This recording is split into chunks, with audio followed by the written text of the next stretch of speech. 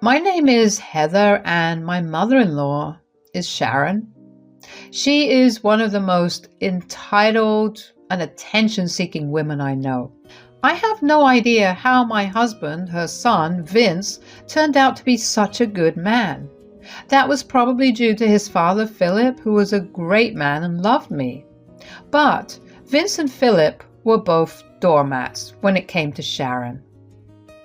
"Why can't I wear a white dress to your wedding? I am the mother of the bride and should get some attention too. Why do you have to be so selfish and hound the limelight? I should be allowed to wear what I want." That's what my mother-in-law said to me when I vetoed the white wedding dress she was going to wear at my wedding. Sharon had a habit of sabotaging people's big day to get the limelight on herself. When people criticize her, she starts to cry and victimizes herself so that she is forgiven. Yes, she is a narcissist, but she refuses to get checked. Vince and Philip ignore her because they think it's less drama that way. So, Sharon got a free pass to harass me and everyone else in her life. After sabotaging my big days and relationship milestones, she was now attempting to wear a white sparkly wedding dress to my wedding to Vince. Yes, it was from a bridal boutique, and yes, she actually bought that thing without consulting anyone. She was not happy when I said, "Look, I get it that you are the mother of the groom and want to look good, but the invites clearly say that no one else can wear white, let alone a wedding dress. You are being a bridezilla, Heather. This is no way to speak to your mother-in-law. It won't kill you to have me wear a white dress. You are just scared I will look better than you." This rule applies to everyone, Sharon. You can wear whatever you want, but not white. You need to return the dress and get something else. "Vince, will you let your freaking wife get away with this? She is being a brat." To her surprise, Vince agreed with my sentiments and so did Philip. They made her return the wedding dress and get something in light pink. She sulked, but didn't say much. All good, right? Knowing Sharon? Probably not. I knew her well enough to know that she would get me some other way, and I was not disappointed. One day when we were at her house, she pulled me aside and said, "I need to tell you something important. It's not a request. I want you to do something for me at the wedding." "Okay, what do you want, Sharon?" "You are going to make a special thank you speech for me at your wedding." I was pretty taken aback by what I had just heard. At first I felt that I had imagined the entire thing. Did Sharon really just tell me to dedicate a thank you speech to her? Thank her for what? For ruining my big days and trying to remove me from Vince's life? Nothing made sense to me. Sharon freaking wanted a separate thank you speech. I calmed myself down a bit and said, "I am not sure I heard it right or understood you properly, Sharon. Would you please repeat that for me?"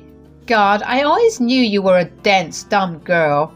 You don't have to prove me right all the time. I said that I want you to prepare a special speech for me where you will thank me for making your relationship and the wedding happen." But that's not quite true, is it? I don't know what you want me to say, Sharon. I think it would be more appropriate for Vince to say these things. Why don't you talk to him about it? "I know my son, Heather. He will definitely make a special speech for me. But people will expect that since I am such an amazing mother. It needs to come from you because people won't be expecting it. My friends would be so jealous and everyone would think I am such an amazing mother-in-law. This is the least you can do after not allowing me to wear what I want." There it was. Sharon was back at her attention-seeking shenanigans again. She wanted me to pretend that the whole wedding dress fiasco didn't happen. I was baffled by the sheer audacity of this woman. I had no idea why I was still being such a freaking doormat here. And I was slowly getting mad at Vince again for not standing up for me. Now here I had two options. One, I could say no and give Sharon the space to do something even more drastic as an attention-seeking tactic, or I could agree to her dumb demand and figure out how to turn against her. So I asked her for some time and went back home. For an entire week, Sharon kept blowing up my phone with her demands. I was still unsure about what to do. This was adding just way too much stress in my life, and I wanted to scream. Thankfully, one night, Vince noticed these texts and asked me about them. After I told him everything, he was furious. He said, "Heather, you don't have to do this. Ignore my insane mother. She doesn't deserve a thank you speech from you anyway." I know, but I'm scared that if I say no, she'll do something even more drastic. We know how far she can go, Vince. I'm just so helpless right now. I keep waiting for her to mess up my day or do something horrible again. I'm sorry, Heather. I never should have let it go this far. I know you have been under a lot of pressure. This is entirely my fault. I don't know how to help you now. God, I am so stupid. I keep thinking she'll change. She won't change, Vince. She needs help. And she needs to understand that we won't be doormats to her again. I think I will go ahead with the speech she wants so badly. No, Heather. You don't have to lie about my mom being awesome. This is just disrespectful to you. Who said I am going to lie? Vince looked at me confused, but soon realized what I was playing at. He asked me to explain, and I did. I was a little scared that he would get offended or tell me to change my mind, but he just looked amused and told me to go ahead with it. We discussed Sharon a little more and came to a decision. I informed Sharon that I would make a thank you speech for her. The day of the wedding went pretty smoothly, actually. Since I had given in to Sharon's demands, she kept her craziness to a minimum. I immediately knew that I had made the right choice. She was really looking forward to the speech, after which her attention-seeking behavior would start right back. The reception came to a close with the speeches. Vince did his speech and didn't mention Sharon at all. She looked a little annoyed and surprised at that, but when I started the speech, she looked hopeful. I thanked everyone in my life and made a romantic speech about Vince. Sharon looked bored through it all while the others cried. Then came the best part. Sharon was excited because she knew that this was her time to shine. I said, "So now that I have gotten over all the good parts, I will be talking about some unpleasant but important parts of my life with Vince. Sharon has specifically requested me to put this part where I thank her for everything.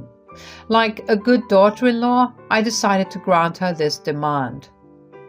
I could see Sharon's face turning sour at what I just said. She could already tell that this speech wasn't going to be something that would bring her positive attention instead of making her feel like a celebrity. I would be airing out all the ridiculous stuff she has done to me over the years. Sharon was looking around trying to find a way to stop me from saying what I would be saying. But there was nothing she could do. Philip actually held her in place and discreetly told her to behave herself. He knew what I was going to do and supported me wholeheartedly, so I continued with my speech. I said, "Sharon and I met when I was still in high school. I was then just a teenager who was very impressionable and also wanted people to like me. I went to meet her with a hopeful attitude because I truly wanted to be a part of her family. Imagine my surprise when she ignored me the whole evening and told me that her son would drop me within a month. You could also imagine her fury when she found out that her prediction didn't come true. I kept coming round the house because, unlike her, Philip welcomed me with open arms. To be honest, I was sad that Sharon didn't like me. I really wanted her to like me. I did my best to make it up to her. Nothing worked.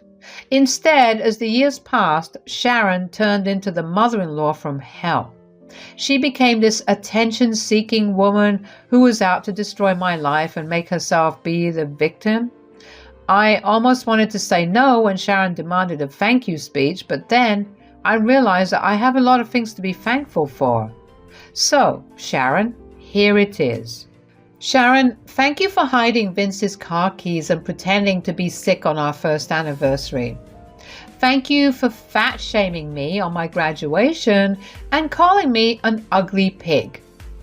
Thank you for trying to make Vince dump me when I couldn't get into my dream college.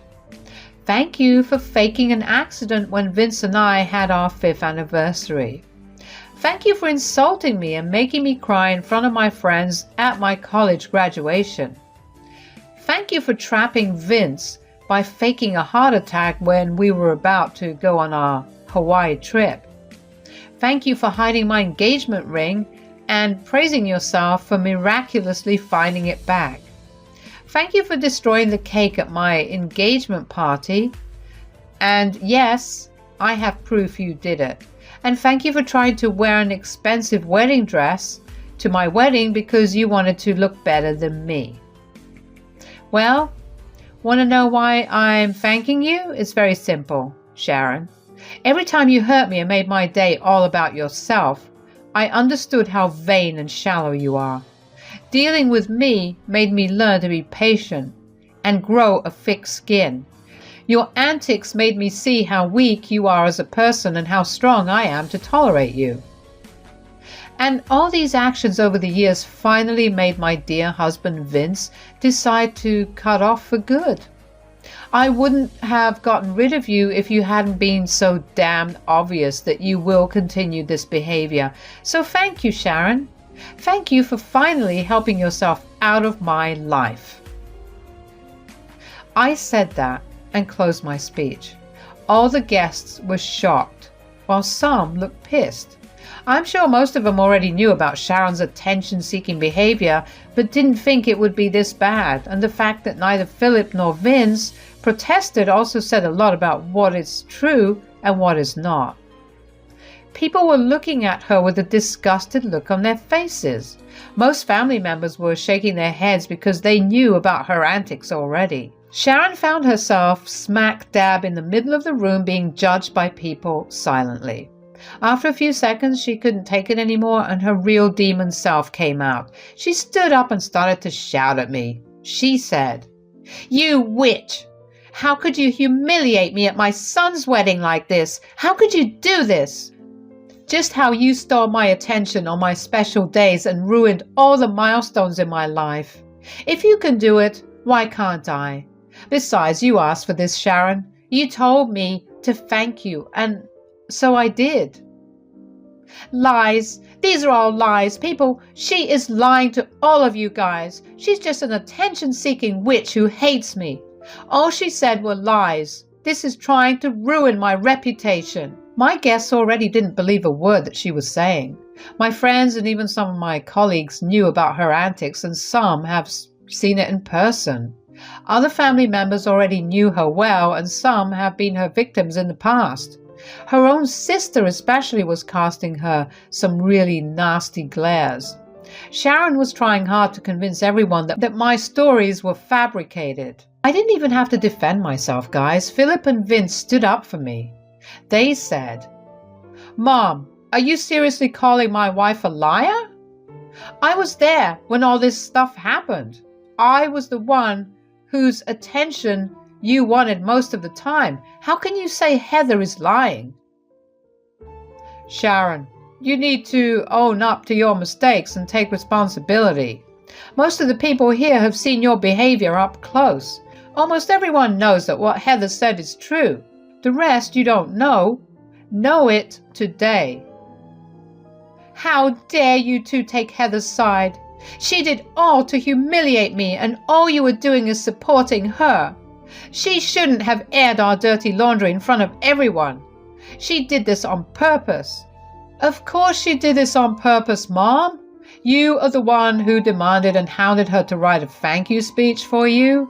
So she made the best of the situation. She told everyone how your ridiculous behavior helped her. Did you expect her to actually fabricate her stories and make you look good? Sharon didn't have an answer to that question, so she resumed throwing insults at me and demeaning me in front of everyone. She thought that by pointing out my flaws, she would make herself look better. Well, newsflash, Sharon. People don't enjoy that shit anymore. What Sharon was doing horrified them and made them madder. Philip and Vince were fuming. Vince said, "That's enough, Mom. You needed to shut up or leave the venue. I have had enough of you today. You insulted my wife for years and didn't even spare her at her own wedding. Look what you are doing now." "Don't speak to me like that, Vince. Your wife has insulted me in the worst possible way.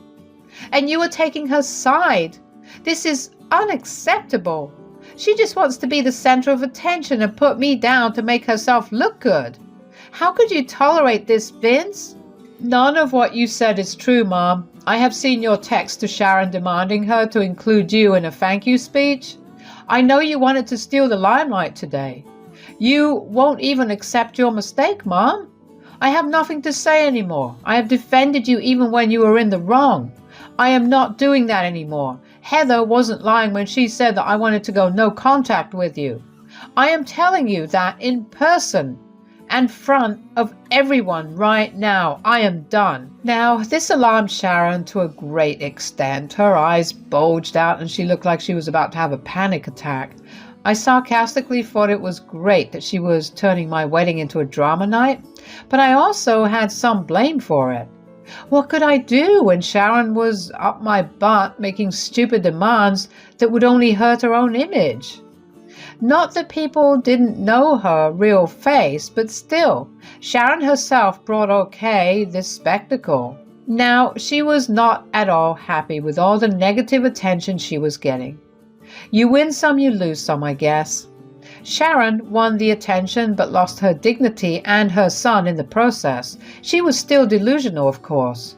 She said, "Vince, you can't just say things like that without meaning it. It's hurtful and horrible, and I am not saying this to hurt you, Mom. I'm serious about this. I can't tolerate your drama anymore. I am done with you. After today, I don't want any contact with you.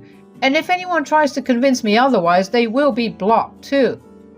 Vince, don't make rash decisions like that.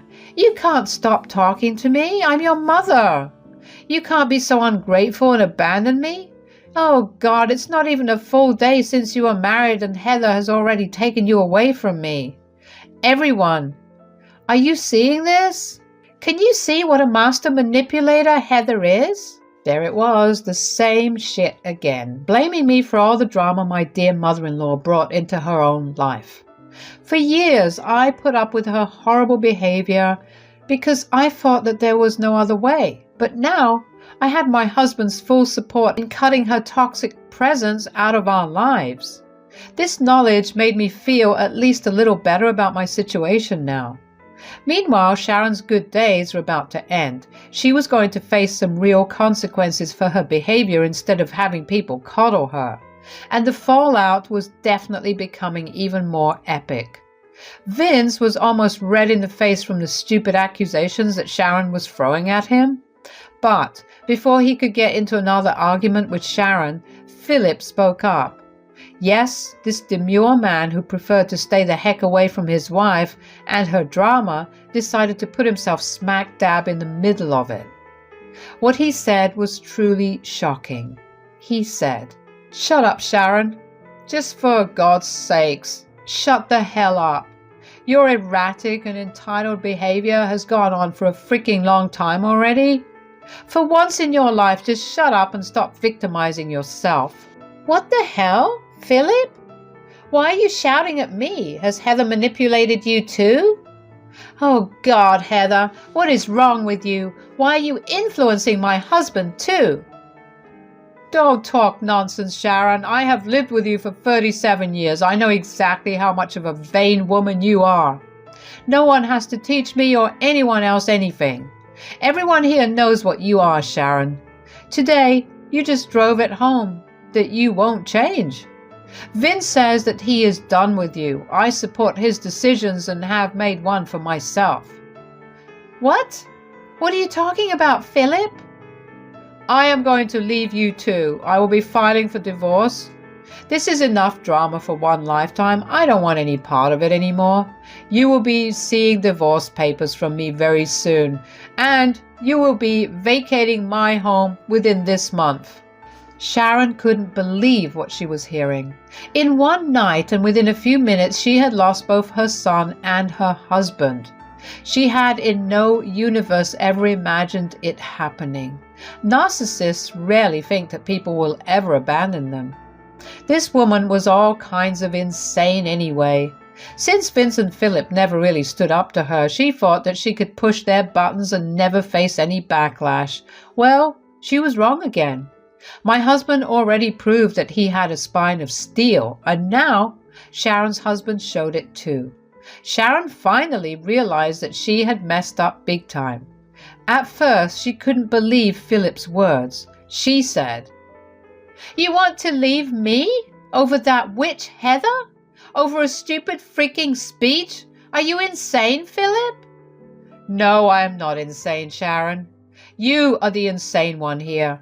I have given you multiple chances over the years to amend your behavior and change yourself. I have lost friends and family because of your selfish and entitled behavior. But I will not tolerate this anymore. I won't lose my only freaking son and my daughter-in-law because of you." "Philip, you were not thinking straight. All I wanted was some validation that Heather wants me in her life and is thankful for my support in her relationship. I promise I won't ever do it again. Heather made a big deal out of nothing." Heather, Heather, Heather. This is all I hear from you, Sharon. All you do is blame Heather for your freaking mistakes. You want to portray this as a one-time thing? You want to say that Heather is the one who intentionally spoiled your image? Okay then, let me prove you wrong. Everyone here who knows us, would you like to remind my crazy soon-to-be ex-wife here of any stories you have about her behavior? I wasn't mad at all. This was the wedding of the century. Almost all my guests who knew Sharon had something or the other to say about her. Yes, they all had some crazy stories where Sharon intentionally sabotaged their big days or exposed her attention-seeking behavior. Family members had the worst stories, of course. I was slowly realizing why the extended family never kept much contact with Philip and Sharon or even Vince. They only resumed contact with me and Vince after we got into a relationship. Turns out they were tired of having to deal with Sharon's behavior, so they decided to stay away. Hell, even Sharon's own friends, whom she made me forcefully invite, had some bizarre stories about her sabotaging behavior. Everyone had a field day reminding Sharon about what she had done. She was overwhelmed and started to cry and apologize to everyone. Philip said to Sharon, "Now, do you have any more doubts about why I'm leaving you?" "Philip, please, I know I have done some horrible things in life, but I will change. Please don't do something so drastic. Vince, please ask your father to consider your poor mother." "You are not some poor mother, Mom. And no, I support Dad completely, so I am not going to make him change his mind. You are on your own." Sharon was stuck apologizing to the crowd while also begging and pleading with both Vince and Philip for forgiveness. The guests were disgusted at her and her antics. She even tried to ask me for forgiveness, but I just moved away from her. In the end, everyone's words became too humiliating for Sharon to handle, so she cried and ran out of the venue. No one went after her. After her departure, our party continued as usual. The reception was almost done, so it's not like any part of my wedding got spoiled. The guests didn't mind the drama, and neither did I. As the days passed, Sharon realized that both Vince and Philip meant every word they said. Vince and I blocked her on all our social media and phones. She was turned away from the door when she came begging and crying for help. Why was she asking us for help? Well, as Philip said, he was divorcing Sharon and making her homeless. The house belonged to him because it was a part of his inheritance, so it was not a marital asset. Philip and Sharon both had jobs, so there is no case for alimony either. Sharon would soon be homeless and wanted us to take her in or something. Since she was busy spending her money on beautifying herself, she had almost zero savings and couldn't even afford a lawyer anymore. That made me chuckle a little when I remembered how she always put me down for dressing and living plainly. I guess living in opulence was finally catching up to her. Yes, Sharon did recognize her wrongs, but it was hard to tell. People like her need their heads examined, and we didn't stick around anymore to find out if she did. A year has passed since Philip divorced her, and he is already dating an amazing woman. Me and Vince got a promotion at our jobs and finally bought a new house. Thankfully, Sharon has stayed away from us. Actually, she does call and text sometimes, but we never answer. She has moved in with a distant relative of hers because she was the only one who offered her any sort of assistance. She now lives far away in a different state, and I hope she never comes back.